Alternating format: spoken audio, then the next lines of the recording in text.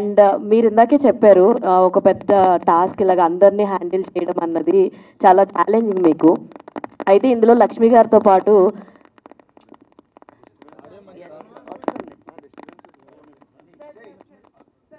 Check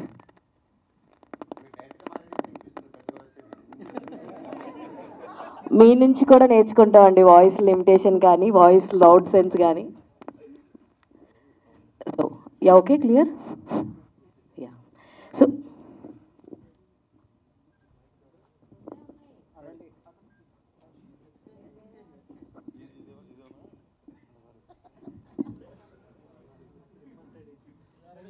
చెప్పండి. So ఇంత పెద్ద కాస్టింగ్ ఉన్నారు కదండి, వీళ్ళందరినీ హ్యాండిల్ చేసేటప్పుడు మీకు బాగా ఛాలెంజింగ్ అనిపించింది ఏంటి? మేడం, యాక్చువల్లీ ఛాలెంజింగ్ అంటూ ఏం లేదు. Frankly speaking, it's an honour to direct such people ma'am. ఏంటంటే వాళ్ళందరూ పెద్ద యాక్టర్స్. సో పెద్ద యాక్టర్స్ అంత డిసిప్లిన్ ఉండడం వల్లే అంత పెద్ద యాక్టర్స్ అయ్యారు వాళ్ళు. మీ మైక్ వాయిస్ రావడం. సారీ. సో అంత డిసిప్లిన్ ఉండబట్టే వాళ్ళందరూ అంత పెద్ద పెద్ద యాక్టర్స్ అయ్యారు ma'am. So every big actor చాలా బాగా కోఆపరేట్ చేశారు. As I told you, it's an ensemble cast. Samuthirakani garu కానీ, మన సిద్దిక్ గారు కానీ, అలాగే విశ్వంత్, చిత్ర శుక్ల, సురేష్ గారు, మన మహేష్, ఎవ్రీబడి, అంటే అందరం ఫ్రెండ్స్ లాగా మేము బేసికలీ ఏంటంటే ఇది ఒక సినిమా లాగా అయితే మేము చేయలేదు. చాలా వరకు తిరుపతిలో షూట్ చేసాము, హైదరాబాద్లో షూట్ చేసాము. సో ఎవ్రీబడి అందరూ మన సినిమా అని చేశారు మేము. ఎవరు కూడా ఇది వర్క్, ఈ టైము, ఈ కాల్ షీట్కి రావాలి, ఈ కాల్ షీట్స్లో వెళ్ళాలి అని ఎవ్వరు చేయలేదు. అందరూ చాలా బాగా కోఆపరేట్ చేశారు. ఇది అండ్ లక్ష్మక్క కూడా ప్రొడ్యూసర్ అవ్వడం వల్ల ఇక మాకు థింగ్స్ ఈజియర్ అయ్యాయి. అండ్ ఇంకొకటి, ప్రమోషన్స్ చూసానండి కొన్ని వీడియోస్, చాలా బాగున్నాయి. అండ్ అందులో మీరు కూడా చాలా ఈగర్గా పార్ట్ తీసుకోవడం అండ్ కాలేజెస్ కూడా వెళ్ళి చేశారు కదా. సో ఈ హోల్ ప్రమోషన్స్ ఐడియా ఎవరిది? ప్రమోషన్స్ లక్ష్మక్క దాంట్లో king and queen ma'am. So ఏంటంటే ఆవిడ నేను కూర్చొని డిస్కస్ చేశాము, ఇలా చేద్దామని we have executed. All the very best and Lakshmi garu. Thank you.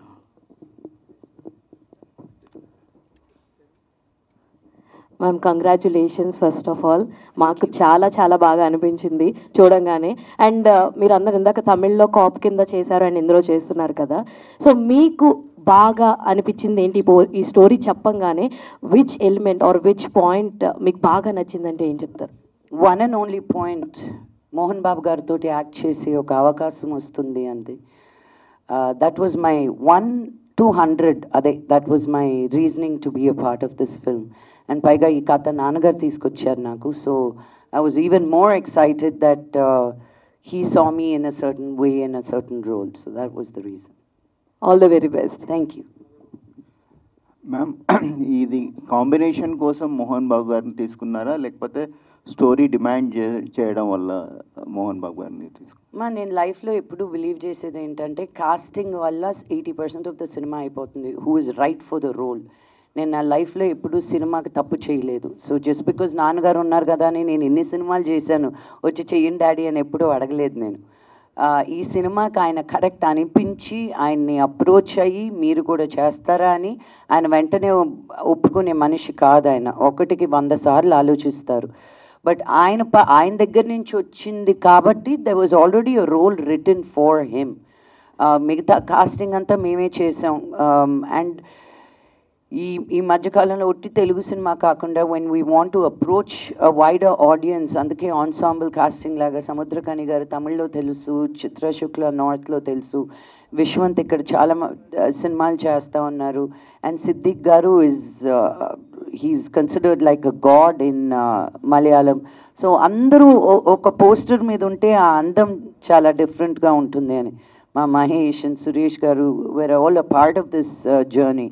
So we wanted to make an ensemble very interesting kind of a thriller అన్నమాట. మోహన్ బాబు గారు నో కాంప్రమైజ్ మ్యాన్ అంటారు. సెట్లో మీకు టఫెస్ట్ మూమెంట్ ఏంటని?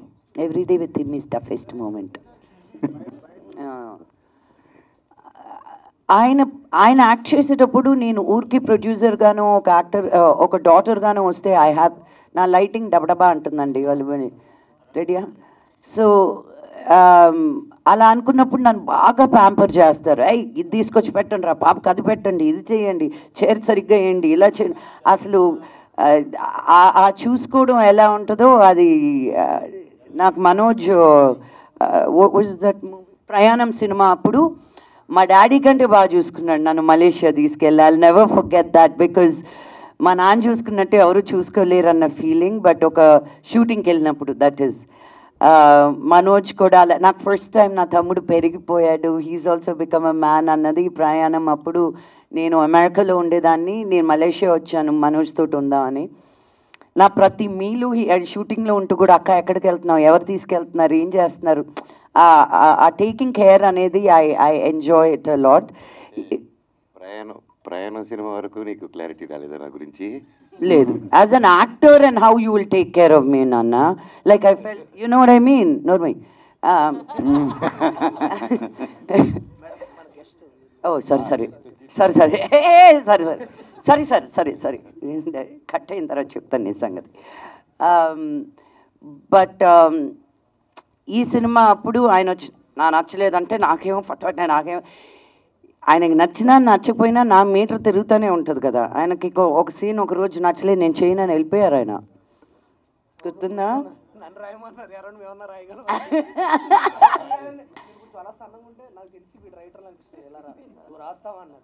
నేను ఆయన ఏదో మాట్లాడేలోపు నేను వెళ్ళి కాల్ మీద పడుకున్నాను.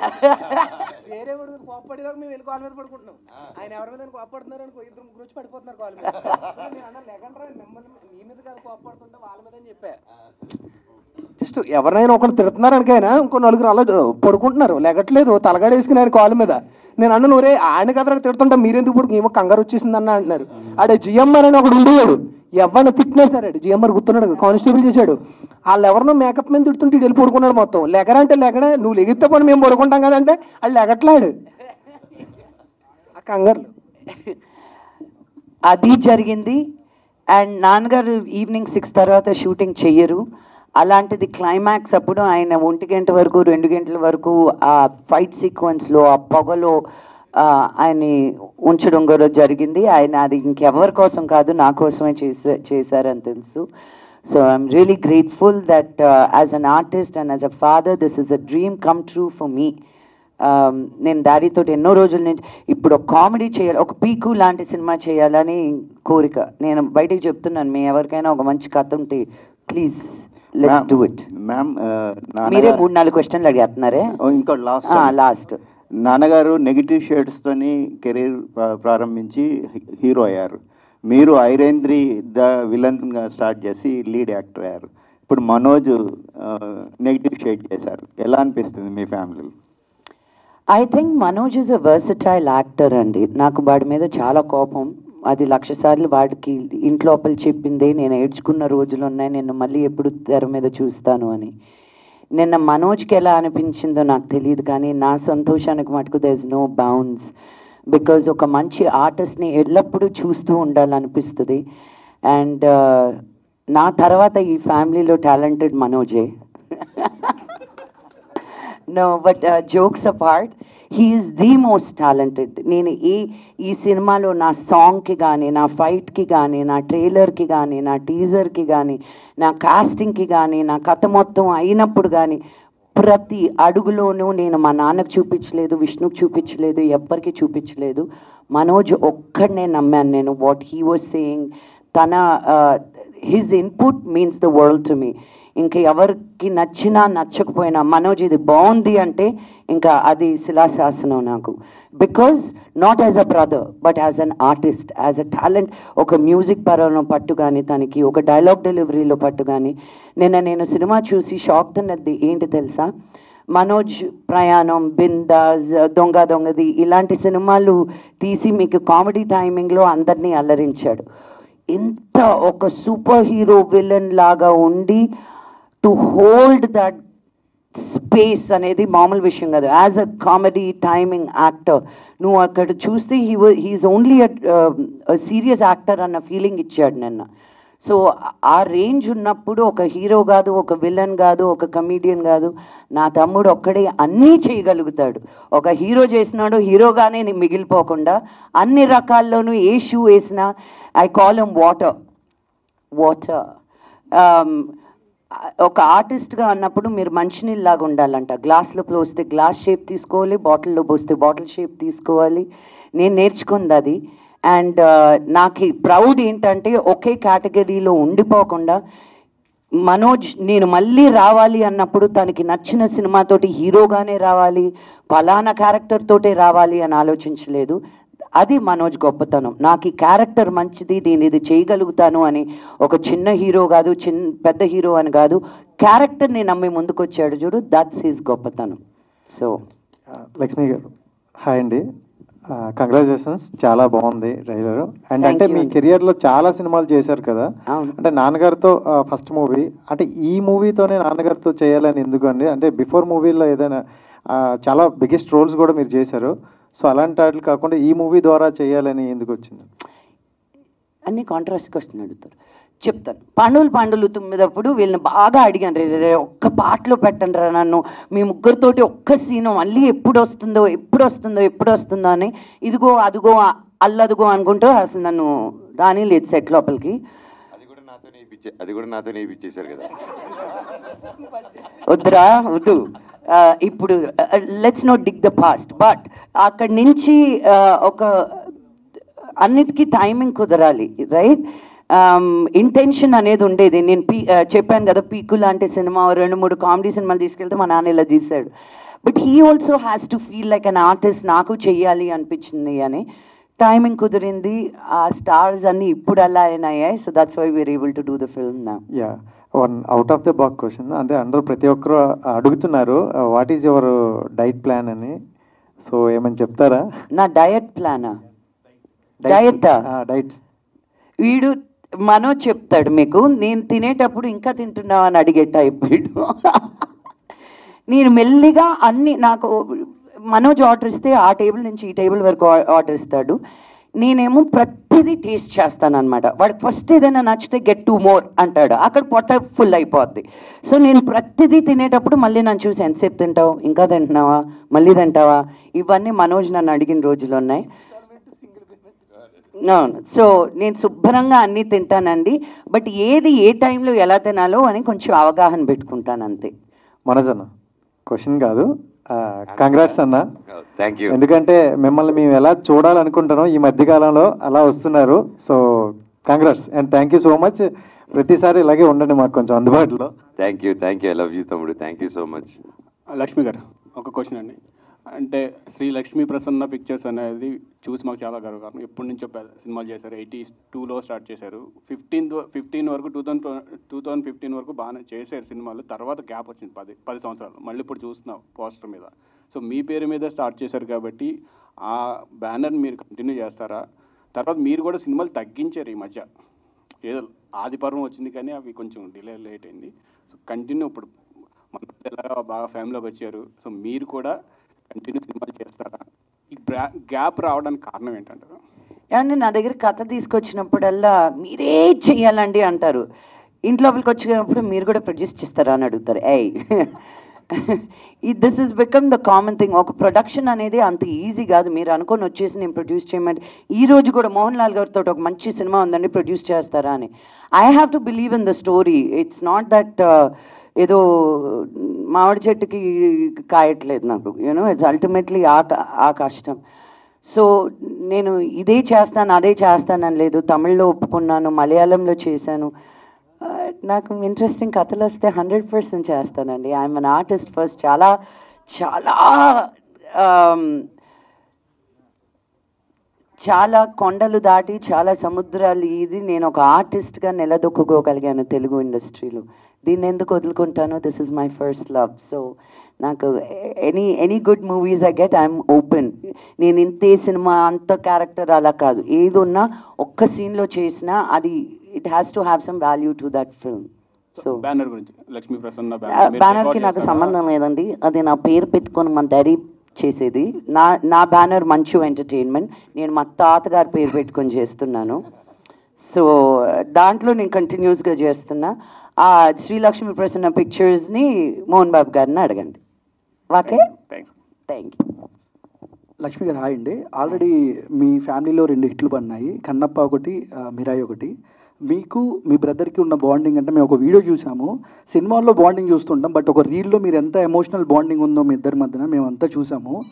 అయితే మోహన్ బాబు గారిలో మనోజ్ గారిలో ఏమైనా ఇన్స్పైర్ అయ్యే అంశాలు అంటే మీరు తీసుకోవాల్సిన అంశాలు ఏంటంటే ఏం చెప్తారండి?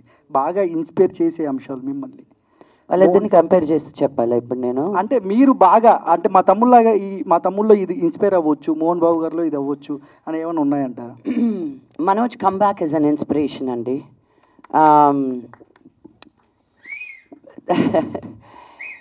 బికాజ్ ఐ హోప్ ప్రతి యూత్ మనం చాలా టైం లైఫ్లో అందరికీ ఆ టైం వస్తుంది, బాయ్ నాకొద్దు ఇది ఇక్కడితో ఎండ్ అయిపోతే బాగున్ను అనేది ఆ ఫీలింగ్ ప్రతి ఒక్కరి లైఫ్లోనూ వస్తుంది. కానీ జీవితం ఇంతే అనుకుంటే నరకం, జీవితం ఎంతో అనుకుంటే స్వర్గం. ఆ ఇంతే జరిగినప్పుడు మనం ఓ నో ఇంకా నాకు వద్దు అనుకుంటే కాదు. మనోజ్ ఎన్ని అడ్డంకులు దాటుకొని ఎంత మనోవేదన దాటుకొని ఇంత దూరం వచ్చాడు అనేది అది మామూలు విషయం కాదు. So that it self is an inspiration. మా నాన్నగారిని ఈరోజు చూస్తే మేమిద్దరం వయసు అవుతుంది కానీ మాకు ఆయనకు అవ్వట్లేదు. ఆయన ఈ రోజుకి ఇప్పుడు ప్యారడైజ్ సినిమా తెలుసా తెలీదా అందరు?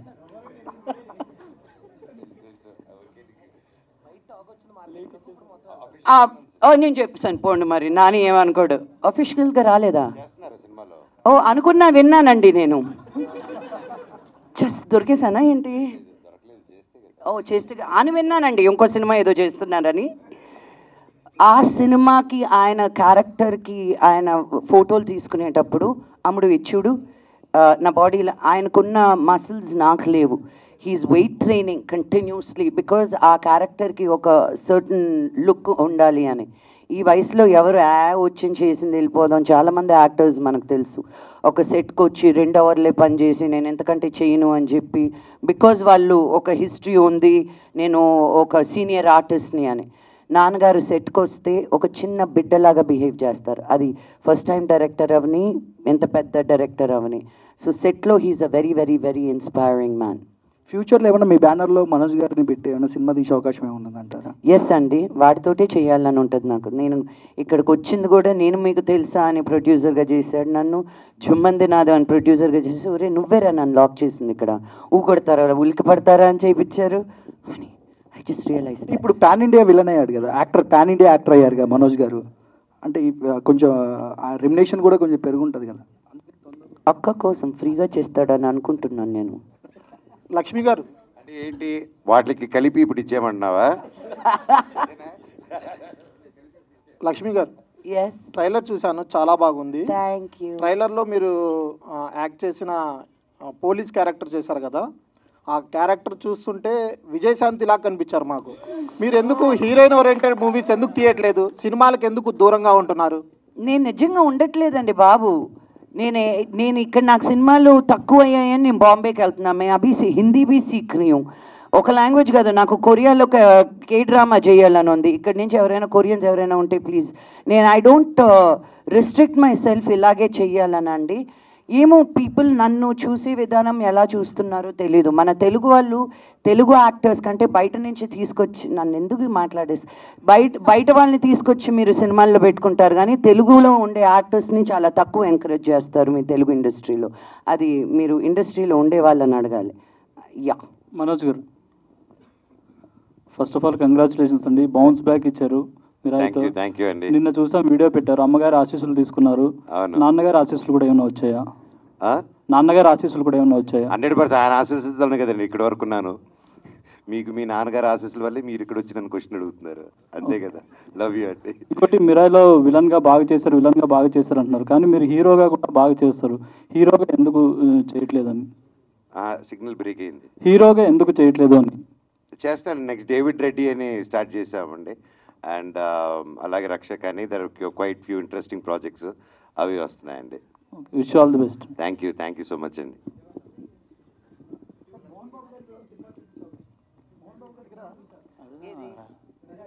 మీరే చూస్తారండి, ఈ వీక్ కొంచెం రష్ తగ్గాక ప్లాన్ చేస్తున్నాం. Lakshmi garu. Thank you ma'am. Hi ma'am. Okay ma'am, ఇప్పుడు మిరాయ్ అనేది ఒక రేంజ్లో హిట్ అయింది. మంచు మనోజ్ గారు పర్ఫార్మెన్స్ అయితే పీక్స్లో ఇచ్చారు. మీకు ఈ సినిమాలో బాగా నచ్చిన పాయింట్ ఏది అని అంటే, మనోజ్ గారి సీన్ ఏది అని అంటే ఏం చెప్తారు? మిరాయిలోనా? నా గొంతు పోయింది, ఇదిగో ఇంకా కూడా నేను లాసెన్స్ పెట్టుకొని నేను తిన్నా, మా అమ్మ చెవులు పోయాయి నేను అరిచిన అరుపులకి. నేను సినిమా సరిగ్గా చూడలేదు అనుకుంటా, వాడిని స్క్రీన్ మీద చూసినప్పుడల్లా నేను పిచ్చి పిచ్చి పిచ్చి పిచ్చిగా అరిచేశాను. So there is not one spot but every time. లాస్ట్లో తనకి పవర్స్ వచ్చినప్పుడు కూడా ఇంకెవరైనా అయి ఉంటే చాలా ఓవర్ యాక్షన్ చేసి ఉండేవాళ్ళు అక్కడ. Just it's so difficult to be subtle ఆ టైంలో. అక్కడ కూడా అంత స్ట్రాంగ్. రాముడు రావాల్సి వచ్చింది మా తమ్ముడిని ఎదుర్కోవడానికి. మహావీర్ లామా, నాకు నా తమ్ముడిలాగానే ఫీల్ అయ్యాను. రాముడు రావాల్సి వచ్చింది మహావీర్ లామాని ఎదుర్కోవడానికి. So I was very very excited with every scene. మీకు అలాంటి పవర్స్ వస్తే ఏం చేస్తారు మేడం? నాకు లేదని మీకు ఏం తెలుసు? ఆ పవర్స్ ఉండబట్టి మనోజ్ని ఈరోజు ఇక్కడ లాగాను నేను. Thank you. Thank you. Lakshmi గారు, సో మీరు చాలా క్యారెక్టర్ యాక్ట్ చేశారు. ఫస్ట్ మీరు విలన్గా. సో మీకు ఇన్ని క్యారెక్టర్స్లో మీకు ఏది నచ్చింది? నా మోస్ట్ ఫేవరెట్ అంటే చిత్ర క్యారెక్టర్ ఇన్ గుండెల్లో గోదారి. బికాజ్ ఆ innocence as a producer also. ఇప్పుడు మళ్ళీ ఆ సినిమా చేయమంటే నా వల్ల కాదు. కాదు కూరని ఇంటికి అతుకొచ్చావు, కోసి కూరండి వస్తాను. ఇది 1,00,000 సార్లు చెప్పింటాను నేను dialogue. But that's my favourite because it's so away from my character but so it's Lakshmi that I use to know.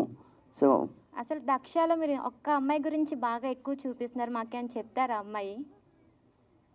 అంటే ట్రైలర్లో చూసాం కదా, అమ్మాయిని వెతుకుపోవడం అండ్ కాల్ చేసేయడం ఒక రూమ్లో ఉండి. నేను కథ అంతా చెప్తే నేను ఎందుకు సినిమాకి వెళ్తావు నువ్వు? అందుకే అలా డౌట్లు ఇచ్చి వదులుతాం అనమాట ట్రైలర్లో. ఏం జరుగుతుంది అనేది మీరు సినిమా వచ్చి చూడాలన్నమాట. సో మీ డాడీతో మీరు యాక్ట్ చేశారు కదా, ఏమైనా నేర్చుకున్నారా ఈ మూవీలో? ఇంకా నేను ఇంప్రూవ్ అవ్వాలి యాక్టింగ్లో అని? లేదు, మా నాన్న నన్ను చూసి అనుకుని చాలా సటిల్గా యాక్ట్ చేసాం. అమ్ముడు ఒక సీన్లో మటుకు నేను గమ్మని కూర్చొని చూడాలన్నమాట మా నాన్నని. ఆయన 10 సార్లు కట్ అన్నారు. నేను నా నోట్లో నుంచి ఒక పదం రాలేదు. నేను మనోజ్కి కూడా చెప్పాను అది. ఆయన డైలాగ్ చెప్పాలి అండ్ ఐ థింక్ ఆయన చాలా ఏమో అది ఆయన ఫీలింగ్, ఐ డోంట్ నో.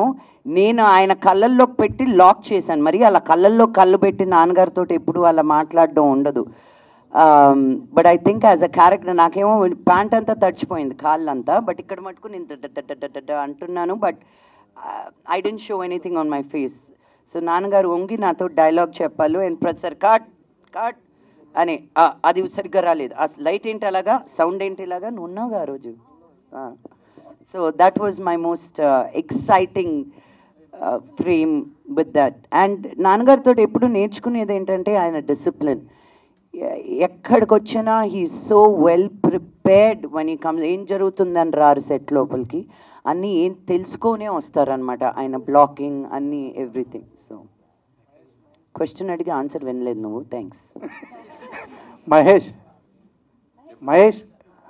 నీ క్యారెక్టర్ ఎలా ఉండబోతుంది? కానిస్టేబుల్ క్యారెక్టర్ ఆవిడతో ఉండబోతుంది, కానిస్టేబుల్లో ఉండబోతుందండి అన్న. మీ చెప్తాము ఎలా ఉండబోతుంది నీ క్యారెక్టర్? అదే ఎప్పట్లోనే ఇప్పుడు రంగస్థలంలో రామ్ చరణ్ గారు కూడా ఉంటాం, మహానటిలో కీర్తి సురేష్ గారు కూడా ఉంటాం, మధ్యలో ఈవిడ కూడా ఉంటాయి ఈ సినిమాలో. అలా అంతే త్రూ అవుట్ అలా కష్ట సుఖాలు పాలు పంచుకుంటూ పాల ప్యాకెట్లు తెచ్చుకుని కాఫీ తాగుతూ ఏదో మనకున్నంతలో మనకు తోచిన సాయం అలా చేసుకుంటూ వెళ్తూ ఉంటాను. ఇంకంతే ఆవిడతో పాటు 10 రోజులు అలా. ఫుడ్ మాత్రం బాగా తెప్పించేవాళ్ళు. అక్కడ చూసే ఎంత గౌడు గేదెలు అయ్యానో అసలు నేను అనుకోరు. అది చూసి అదే డబల్ చిన్ను ట్రిపుల్ చిన్ను కూడా వచ్చేసింది అక్కడ తిని చూడండి. అక్కడ అన్న మీ గురించి చెప్పాలన్నా, ఈవిడ నిన్న వచ్చింది. నిన్న అక్కడ కాలేజీలో అక్కడ ప్రమోషన్స్కి వెళ్ళాం. ప్రమోషన్కి వెళ్తే మర్చిపోయింది ఈవిడ, దక్ష గురించి మర్చిపోయి. నిజంగా మిరాయి చూసి వచ్చాను, చాలా బాగుంది. నా తమ్ముడు చితక్ కొట్టేసాడు, నిజంగా అమేజింగ్ అంటుంది. ఒక అరగంట మాట్లాడేసిన తర్వాత నేను అన్నాను, మీరు దక్ష కూర్చొని సారీ మీరు ఏమన్నా చెక్ ఏమైనా ఉంటే సగం ట్రాన్స్ఫర్ చేయండి వీడికి, మీరు remuneration. Aditya thank you so much. ఇంకేమన్నా అడగాల? కష్టసుఖాలు. గణేష్ గారు, జీవని సురేష్ గారు, మీ రోల్ ఎలా ఉండబోతుంది సార్? అంటే పోస్టర్కి ఎక్కడో కింద వేసాను బాధపడ్డారు, సినిమాలో ఎలా ఉండబోతుంది? మీ రోలేనండి యాక్చువల్గా, అది మీ రోలే. అది జర్నలిస్ట్ రోలేనా? అయితే తిరగొట్టుంటారు. మేడం లక్ష్మి గారు, ఈ ప్రమోషన్స్లో మంచు మోహన్ బాబు గారిని ఏమన్నా చూసే అవకాశం ఉందా? అంత ధైర్యం నాకు లేదండి. ఆయన చాలా బిజీగా ఉన్నారు. ఆయన కటౌట్ని ఆయన మటుకు పెద్దగా పెట్టి వాడుకుంటున్నాను కానీ ఇంకా లేదు. Okay, thank you. ఆయనే ఫోన్ చేసి వస్తానంటే తప్ప నేను అడిగేది లేదు. లక్ష్మి నాన్న గారు. వింటున్నారా? లక్ష్మి గారు, యా, కంగ్రాచులేషన్స్ అండి ముందుగా. Thank you. చాలా సినిమాల్లో చాలా డిఫరెంట్ రోల్స్లో మీరు ప్లే చేశారు. సో దక్ష విషయానికి వస్తే మీ రోల్ ఎలా ఉండబోతోంది, ఎందుకు యాక్సెప్ట్ చేశారు అనేది? దక్ష నేను బయట అలా ఉంటే నన్ను జైల్లో పెడతారు కాబట్టి దక్ష రోల్లో నేను చేయాలనుకుని అన్నీ చేసేసాను అనమాట. That's the Joy of being an actor. మనం ఏమైనా అనుకునేది బయట చేయలేనివి ఒక క్యారెక్టర్ పరంగా క్యారెక్టర్లో చెయ్యొచ్చు అని. సో అద్భుతమైన ఫైట్ సీక్వెన్సెస్ ఉన్నాయి. నేను అక్కడ ఇబ్బంది పడ్డప్పుడు కూడా మనోజ్కి ఫోన్ చేశాను. అచ్చు నా మాట వినకపోతే మనోజ్కి ఫోన్ చేశాను. యూనో నాకు నా బ్రహ్మాస్త్రం ఇస్ మనోజ్ అనమాట. Because in this industry you need help. ఒక్కరి వల్ల కాదు, it's always a team effort. And so Manoj is always been my back bone. You know వాడిని మనోజ్ని ఎంత టార్చర్ చేసినా నాకు టార్చర్ అనిపించదు. నేను సిస్టర్ కార్డ్, సెంటిమెంట్ కార్డ్, నువ్వు నాకు చేయవా కార్డ్, అన్ని కార్డులు వాడేస్తుంటాను మనోజ్తో నేను. So that's Daksha's character is very fun and exciting. కొట్టమంటే ఇంకొంచెం గట్టిగా కొట్టేదాన్ని అందరినీ.